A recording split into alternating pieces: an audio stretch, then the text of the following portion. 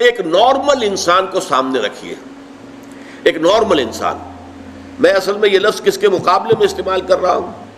ایک شخص وہ ہے جس کی فطرت مسخ ہو گئی ہے، گناہوں میں، گندگیوں میں اتنا آلودہ ہے، غرق ہے کہ وہ اندر اس کی فطرت کا نور بالکل ختم ہو گیا.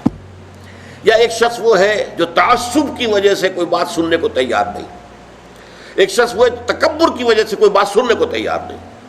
تو یہ میں ان کو ایب نارمل کہہ رہا ہوں. نارمل آدمی فرض کیجئے کہ وہ بت پرست بھی ہے یا کوئی اور ہے، کسی اور مذہب کا عقیدہ اور نظریے اور خیال کا اور فلسفے کا حامل ہے، آپ اس کو کنورٹ کرنا چاہتے ہیں اسلام کی طرف، تو کیا طریقہ ہوگا؟ پہلے آپ کو اس کے ذہن کا جائزہ لینا ہوگا. اس کے ذہن میں خیالات کیا ہیں، اس کے نظریات کیا ہیں، اس کے عقائد کیا ہیں. سب سے پہلے آپ کو ان کی تصحیح کرنی ہوگی. غلط عقائد، غلط نظریات سے دماغ کو پاک کر کے صحیح جو خیال ہے اور صحیح جو نظریہ ہے اور صحیح جو حقیقت ہے، توحید، معاد اور رسالت کے اصولوں پر اس کے فکر کو تعمیر کرنا ہوگا. جب اس کے ذہن اور دل کے اندر ایمان بیٹھ جائے گا تو جو بری عادات، برے اطوار، برے اخلاق اس کے گرد چمٹے ہوئے تھے، جیسے پتجھڑ میں پتے جھڑ جاتے ہیں، وہ خود بخود جھڑ جائیں گے. یہ تزکیہ ہو جائے گا، یزکیہم. اب جب یہاں تک وہ پہنچ گیا ہے تو اب وقت آیا تعلیم کتاب. کتاب میں عرض کر چکا ہوں کہ اس سے مراد ہے احکام، ڈوز اینڈ ڈونٹس. اب انہیں بتایا جائے گا بھائی اللہ نے نماز فرض کی ہے، نماز پڑھنی ہوگی. اب اللہ نے روزے جو ہے فرض کیے ہیں، رمضان مبارک کے آپ کو رکھنے ہوں گے. اگر آج چھوٹتے ہی اسے نماز کہیں گے، جیسا کہ ہمارے بہت سے لوگ کرتے ہیں اپنے بچوں سے، بھائی نماز پڑھا کرو. اب وہ یہ دیکھتے ہی نہیں کہ آپ نے جس تعلیم گاہ میں اسے بھیجا ہوا ہے وہاں تو اس کے دماغ میں کچھ اور ہی خناس پیدا ہو چکا ہے. اس کے ذہن میں ڈارونزم بیٹھا ہوا ہے. وہ سمجھتا ہی نہیں کہ انسان کیسے پیدا کیا گیا، تو ایک حیوان ہے، بس ذرا سا ارتقاء یافتہ حیوان ہے اور بس ختم. یہ کیا خلیفۃ اللہ اور یہ کیا مسجود ملائک، کس بلا کا نام ہے؟ اس کے دماغ میں وہ بات فٹ بیٹھتی نہیں.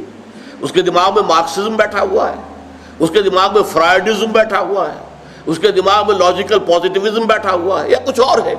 یہ تو میں اپنے بچوں کی بات کر رہا ہوں نا، اس لیے کہ ان کے بت پرستی تو ان کے دماغ میں نہیں ہے الحمدللہ، لیکن یہ چیزوں تو ان کے دماغ میں ہے نا.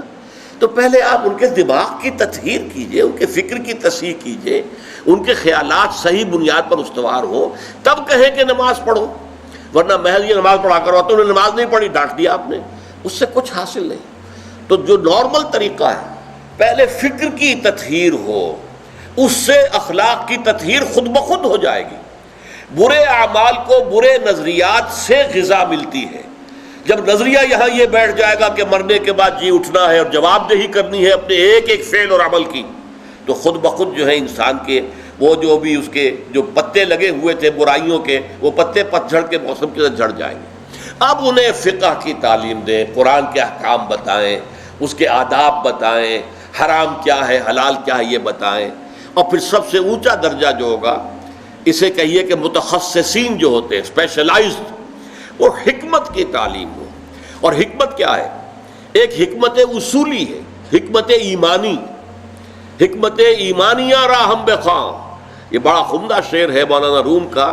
چند خانی حکمت یونانیہ. کب تک یونانیوں ہی کی حکمت اور فلسفہ پڑھتے رہو گے؟ افلاطون نے یہ کہا اور ارسطو نے یہ کہا اور سقراط نے یہ کہا اور فلاں نے یہ کہا اور یہ ریئلزم ہے اور یہ جو ہے آئیڈیلزم ہے. کب تک ان چکروں میں رہو گے؟ چند خانی حکمت یونانیہ، حکمت ایمانیہ راہم بخواں. ایمان کی حکمت پڑھو، وہ فلسفہ کہ جس کے نتیجے میں ایمان وجود میں آتا ہے.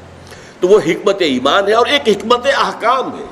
حکمت احکام کیا ہے؟ یہ چیز کیوں فرض کی گئی، اس کی آپ کو وجہ معلوم ہو جائے.